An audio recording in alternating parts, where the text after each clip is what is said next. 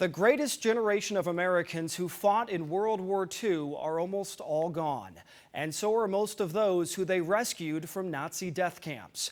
Holocaust survivor Eva Kor is trying to find peace before they all pass away. Eva recently traveled from Terre Haute to Israel on a journey for peace, and she invited us along to document her trip.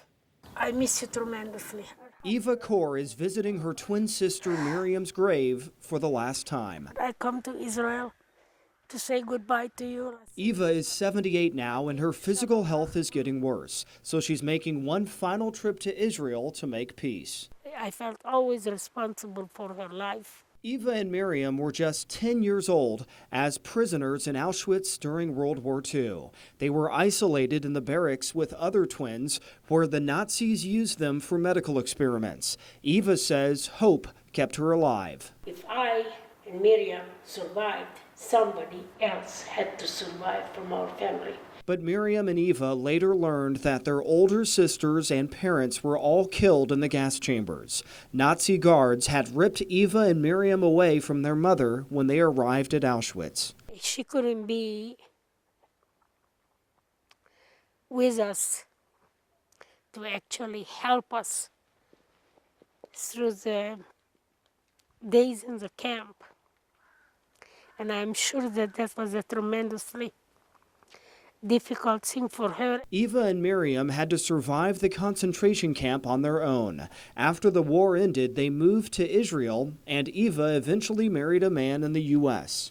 But those experiments in Auschwitz had stunted Miriam's kidneys, and she developed cancer.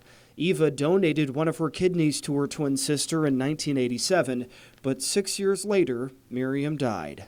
I wanted to say my final goodbye and put her in the ground. But Miriam's family followed Jewish tradition by burying her within 24 hours.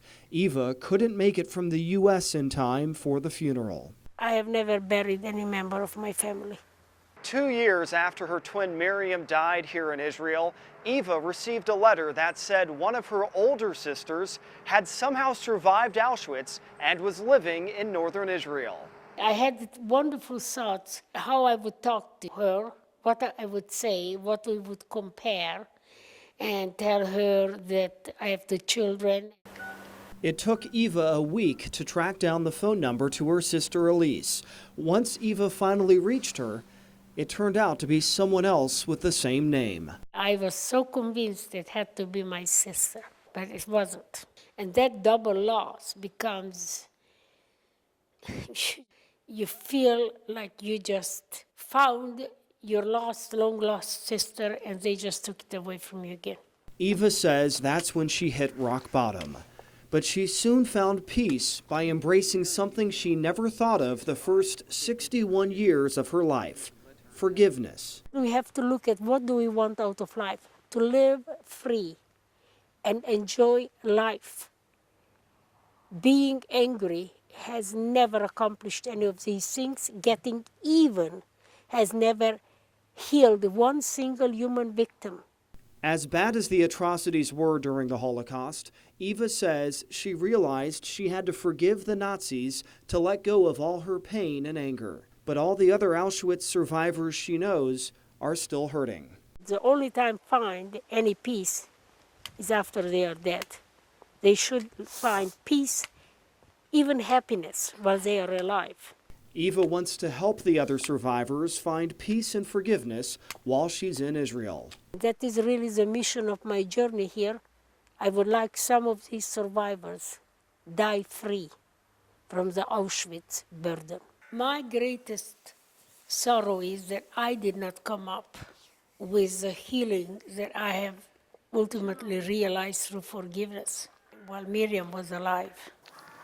Goodbye. Before her trip, Eva set up meetings with other Holocaust survivors in Israel. But once she arrived, they declined to meet with her. We'll show you why tomorrow night.